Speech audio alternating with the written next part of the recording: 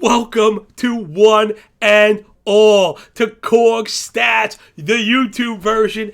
It's me, your host, Big Johnny, man. The big man with the big mouth from the Big Apple, coming to you worldwide from Brooklyn, New York. As always, what's up, all my people out there? Thanks for following me over to this, new format. I want to try something a little bit different. You'll see what I mean when we get into it. Sometimes we get into the weeds with the nuance and stuff on the podcast, which is still going to be coming to you on the FTN network. Rate, review, and subscribe to that bad boy. We just had Zola Zimmerman in the house. Come on, Mount Rushmore of fantasy baseball players. I had Chris Welsh in the chair yesterday. We got Paulie Sporer lined up for next week. It's the off season for some, but not for us. This new format's going to give us a chance, like I said, to do something just a little bit different. I'm going to get some of the more shorter form stuff out there with some charts and some graphics. The thing I wanted to get into today is Walker Buehler, Texas Ranger. He's going up in the first round. I found myself in an early draft wondering if this was the SP1 for me. Now, before we get into my argument why he is not right now, I want to preface it with the fact that the man is an ace. The 27-year-old righty playing for those Los Angeles Trolley Dodgers is a legitimate ace. Made all 33 starts, over 200 innings in an age where that is more and more rare every year. Okay, but the big shaking but is when we're making that decision in the first round, we should be getting the microscope out. We should be pulling the threads on all that. So I had two issues with Walker Buehler from last year going forward. Let's get into it right now. You start with the arsenal. It's a fastball, it's a cutter, slider, and curve.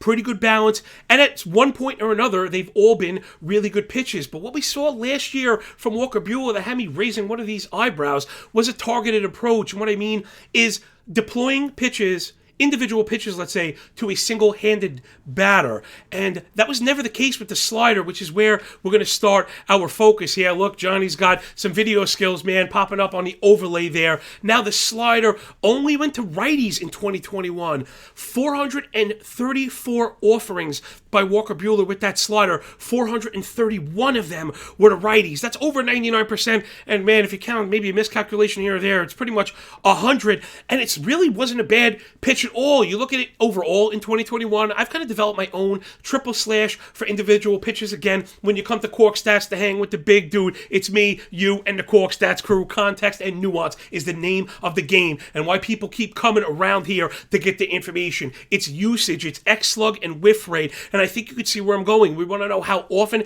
the pitch is being deployed, how often it's being used. We don't want to overreact to pitches in the single digits. The X-slug will describe the quality of contact, and of course the whiff rate. Swing and miss is what it's all about. 14% used for the slider, which makes it a nice secondary pitch. A 243 X-slug, 34% whiff, jumping off the page. So the pitch is pretty good. And if you go back in time a little bit, it was being used 15% of the time, pretty much every year.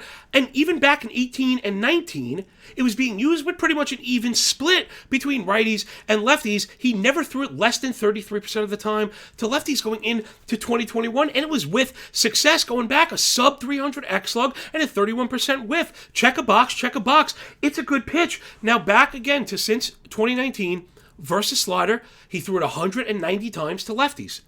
0 barrels, 14% swinging strike rate, a 46% ground ball rate, and a 345 expected WOBA on contact.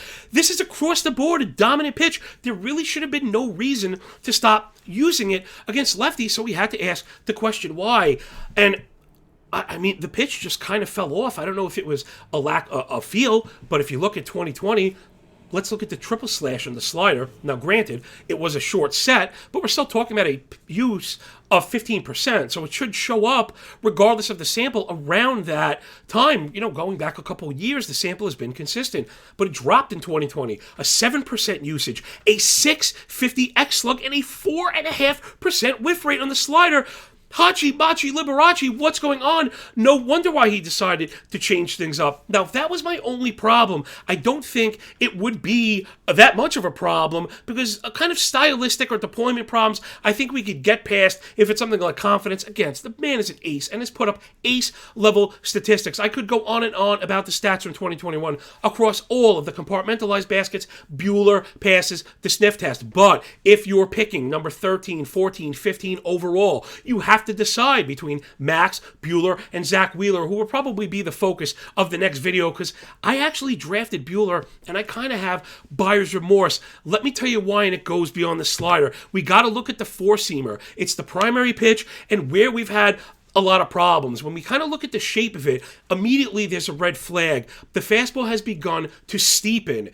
And I know that kind of maybe goes against intuition, because growing up around baseball my entire life, we always heard if a fastball is straight as an arrow, that was a bad thing. We've now learned, I've had, guests on my show that are orders of magnitude smarter than myself, like Professor Barton Smith, talking about the physics of the baseball. Now we want the fastball, I should say, to be flat. We often describe these as rising fastballs. Now, they don't actually rise against gravity. That would be impossible. They rise in relation to the field, meaning less of a drop. So we want a fastball to be as flat as possible, and we've seen the results from this.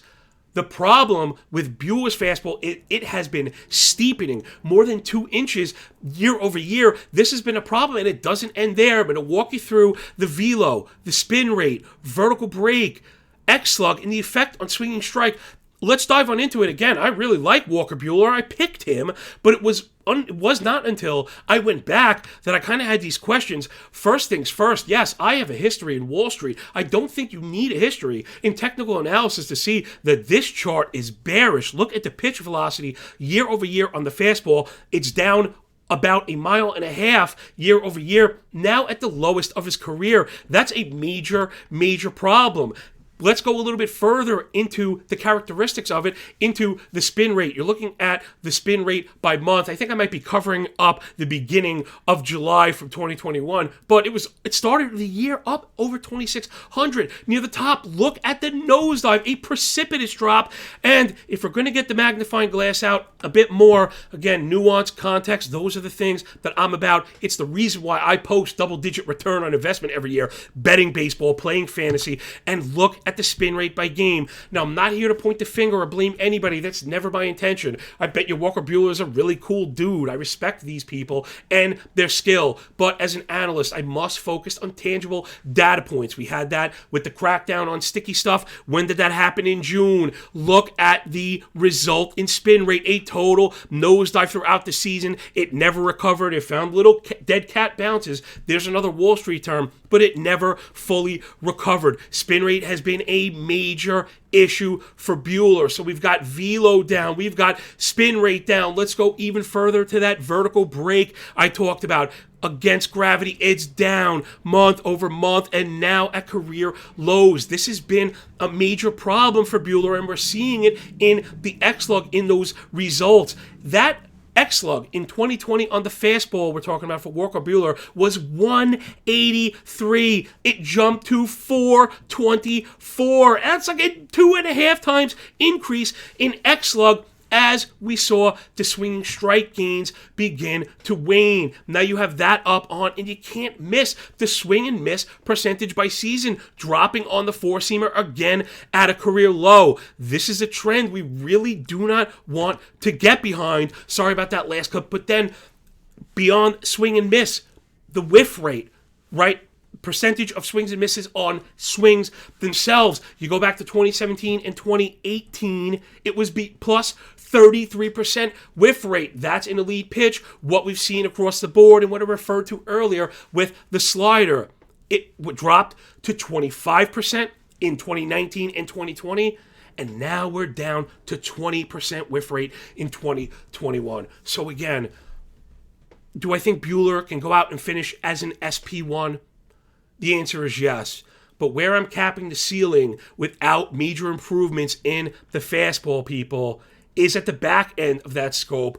Not where we're looking to land. Is drafting, the 12th overall SP in the first round going to kill you? No. But we're really looking for the SP1 overall in the first round. Granted, it's more of an art than a science. But to me, these are the kind of things that'll get us to that decision. So I hope you guys, again, picked up what I was putting down, the new format here at Cork Stats. Please get in the comments. Tell me how I'm doing. Tell your friends. Very easy to subscribe. It's absolutely free. And if it's free, it's for me, like my mama said, everyone. So enjoy those games Enjoy your day, and when you're done with the book, everyone, enjoy that pay. Appreciate you. Peace.